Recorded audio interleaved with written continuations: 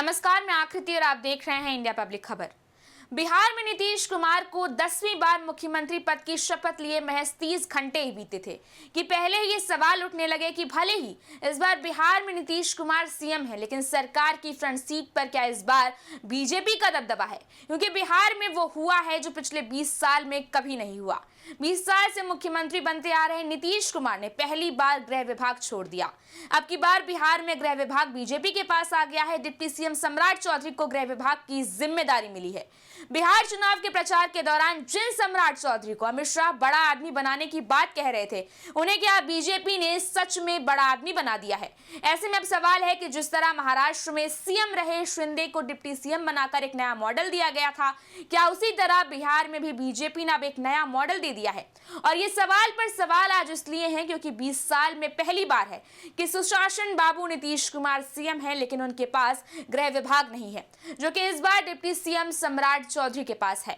और बिहार की नई सरकार के इसी विभाग बंटवारे ने कहीं ना कहीं इस सवाल को और भी ज्यादा मजबूती दे दी है कि बिहार सरकार की फ्रंट सीट पर भाजपा की मुहर लगती नजर आ रही है और सरकार चलाने की ड्राइविंग सीट अब बीजेपी से सम्राट चौधरी के पास आ गई है, क्योंकि अब बिहार में कानून व्यवस्था की पूरी कमान सम्राट चौधरी के हाथ में होगी। DGP, ADGP, IG, SP, DSP से लेकर पूरा पुलिस विभाग अब सीधे डिप्टी सीएम सम्राट चौधरी को ही डायरेक्ट रिपोर्ट करेगा। यहां तक कि हिंसा, दंगे, भीड़ नियंत्रण सहित कई बड़े अपराधों में जो फाइनल फैसला होगा वो भी सम्राट चौधरी ही लेंगे। एसपी, डीआईजी, आईजी जैसे पदों पर कौन रहेगा, किस जगह रहेगा, किसे रखना है, किसे हटाना है, इसका फैसला भी डिप्टी सीएम सम्राट चौधरी ही करेंगे। यही नहीं, किस नेता या अधिकारी को कितनी सुरक्षा मिलेगी, इसका फैसला भी अब सम्राट चौधरी ही करेंगे। यानी कुल मिलाकर अगर आप देखें तो राजनीतिक और प्रशासनिक तौर पर ज्यादा से ज्यादा प्रभाव के लिए मोस्ट इंपॉर्टेंट डिसीजंस जो होंगे वो अब नीतीश कुमार के नहीं बल्कि गृह विभाग होने के नाते सम्राट चौधरी के होंगे। राज्य की खुफिया एजेंसी भी अब नीतीश नहीं सम्राट चौधरी को सीधा रिपोर्ट करेंगी और इसलिए अब गृह मंत्री अमित शाह का वो बयान जो उन्होंने सम्राट चौधरी के प्रचार करते हुए दिया था वो एक बार फिर से लाइमलाइट में आने लगा है। दरअसल बिहार चुनाव प्रचार के दौरान सम्राट चौधरी के लिए वोट मांगते हुए अमित शाह ने जनता से कहा था कि आप सम्राट जी को प्रचंड बहुमत से जिताइए, मोदी जी उन्हें बड़ा आदमी बना देंगे। यानी साफ है कि जो कहा था वही हो रहा है। डिप्टी सीएम सम्राट चौधरी को गृह विभाग देकर मानो ऐसा प्रमोशन दे दिया गया है कि जिससे साफ है कि सालों से जिस सुशासन की सरकार को अब तक नीतीश कुमार फ्रंट से लीड करते रहे, वहां अब सम्राट चौधरी को अहम जिम्मा सौंप दिया गया है। और इस पूरी स्ट्रैटेजी को जरा एक बार फिर समझते हैं। घुसपैठ को लेकर जो मुद्दा इस बार बीजेपी ने प्रमुखता से उठाया है वो भी अब गृह विभाग होने के नाते सम्राट चौधरी ही संभालेंगे। लेकिन इस बीच एक सवाल यह भी है कि जिस तरह महाराष्ट्र में एकनाथ शिंदे को सीएम से डिप्टी सीएम बनाकर एक नया मॉडल दिया गया था, क्या उसी तरह बिहार में नीतीश कुमार को ही सीएम रखकर गृह विभाग सम्राट चौधरी को देकर फिर से एक नया मॉडल पेश करने की तैयारी है? यहाँ अगर आप दूसरी बार से लेकर अब तक के नीतीश के सीएम कार्यकाल पर गौर फरमाएं तो गृह विभाग ही इकलौता ऐसा विभाग है जो इस बार नीतीश कुमार के पास नहीं है।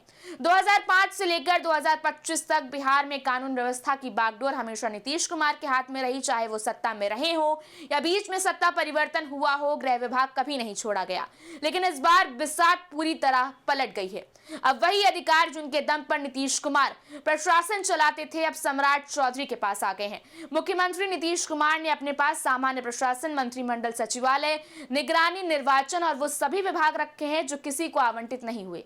वहीं 27 मंत्रियों के बीच कृषि, स्वास्थ्य, उद्योग, सहकारिता, पंचायती राज, शिक्षा, नगर विकास, पथ निर्माण, ग्रामीण कार्य, पर्यावरण, खेल, पर्यटन समेत सभी प्रमुख विभाग बांटे गए हैं। बहरहाल गृह विभाग का नियंत्रण सम्राट चौधरी को मिलना सिर्फ पावर ट्रांसफर नहीं बल्कि बिहार की भविष्य की राजनीति का भी संकेत माना जा रहा है।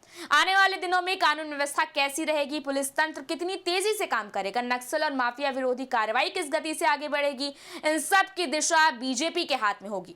गृह विभाग का भाजपा को मिलना सिर्फ विभागीय फेरबदल नहीं है, विभागीय बंटवारे ने साफ कर दिया है कि एनडीए सरकार में प्रशासन की वास्तविक चाबी किसके हाथ में है। ये बदलाव न केवल नीतीश कुमार की कार्यशैली में बदलाव बता रहा है बल्कि ये भी बताता है कि बिहार की सियासत में अब भूमिका और ताकत का केंद्र आखिर किस तरफ खिसक रहा है। ये संकेत है कि एनडीए सरकार में सत्ता का संतुलन बदल चुका है।